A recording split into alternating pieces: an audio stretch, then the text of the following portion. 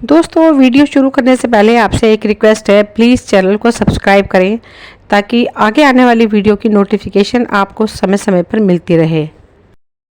दोस्तों, आज मैं शेयर करूंगी निर्जला एकादशी के व्रत के बारे में। निर्जला एकादशी कब है, इस विधि से करें पूजा, भूल कर भी ना करें यह कुछ काम। निर्जला एकादशी 31 मई को है और इस दिन लोग सच्ची श्रद्धा भाव से निर्जला व्रत करते हैं और भगवान विष्णु की पूजा भी करते हैं। निर्जला एकादशी को लेकर शास्त्रों में कुछ नियम बताए गए हैं।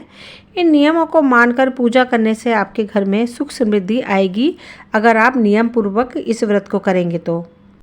निर्जला एकादशी ज्येष्ठ मास के शुक्ल पक्ष की एकादशी को मनाई जाती है और इसका धार्मिक महत्व सबसे ज़्यादा है। कहते हैं मनोकामना पूर्ति के लिए इस व्रत को करना बहुत ही फलदायी होता है और भगवान विष्णु की कृपा का फल भी मिलता है।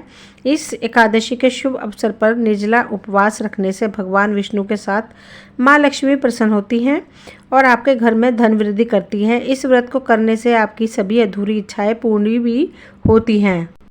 दोस्तों, हिंदू पंचांग के अनुसार एकादशी 31 मई को मनाई जाएगी।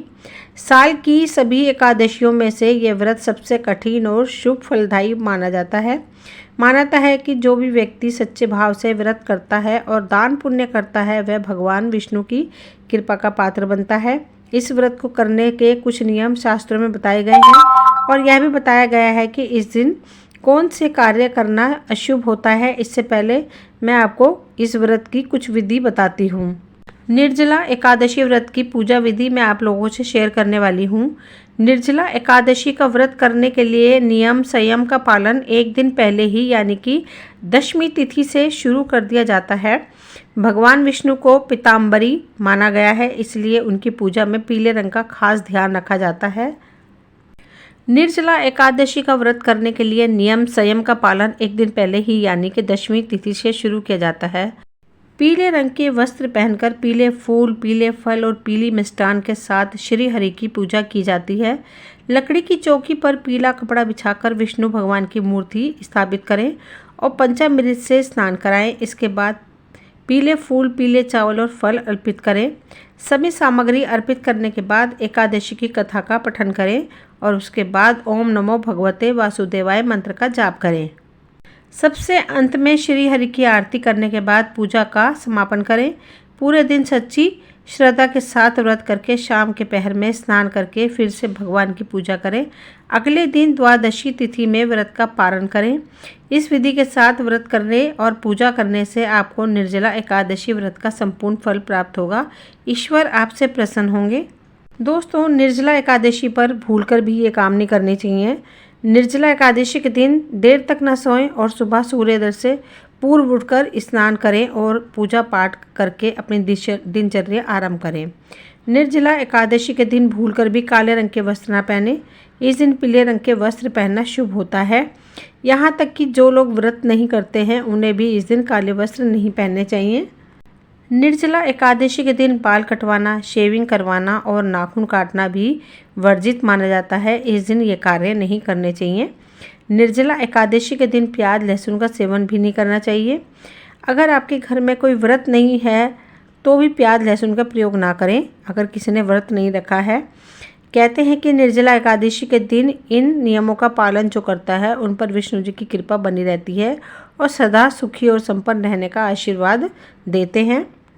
निर्जला एकादशी पूरे साल में पड़ने वाली 24 एकादशियों में सबसे महत्वपूर्ण मानी जाती है। इस दिन निर्जला व्रत करने से भगवान विष्णु के साथ माँ लक्ष्मी प्रसन्न होती है। माँ लक्ष्मी की कृपा से आपके घर में सुख समृद्धि बढ़ती है, आर्थिक तंगी दूर होती है, नौकरी कारोबार में भी उन्नति होती है। निर्जला एकादशी में पूजा पाठ और दान पुण्य से जुड़े कुछ अचूक उपाय मैं आप लोगों से शेयर करूँगी। निर्जला एकादशी पर पीपल के पेड़ की पूजा करने से माँ लक्ष्मी प्रसन्न होती हैं। पीपल के पेड़ की जड़ में इस दिन दूध मिश्रित जल चढ़ाएं और धूप दीप जलाकर विधिवत पीपल के पेड़ की पूजा करनी चाहिए। ऐसा करने से आपके धन धान्य में वृद्धि होती है और माँ लक्ष्मी भी आपके घर में वास करती हैं। निर्जला एकादशी के अवसर पर माँ लक्ष्मी को प्रसन्न करने के लिए पूजा में कोड़ियों का प्रयोग करना सबसे शुभ माना जाता है। 7 कोड़ियों को हल्दी के साथ गांठों के साथ पीले कपड़े में लपेटकर माँ लक्ष्मी की पूजा करें और पूजा के बाद पीले कपड़े को भी सभी सामग्रियां समेत अपने धन के स्थान में रख दें। ऐसा करने से आपके घर में वृद्धि होने लगेगी धन की और माँ लक्ष्मी आपसे प्रसन्न होंगी। भगवान विष्णु को तुलसी बेहद प्रिय है और इस दिन तुलसी की पूजा करने से माँ लक्ष्मी भी प्रसन्न होती हैं।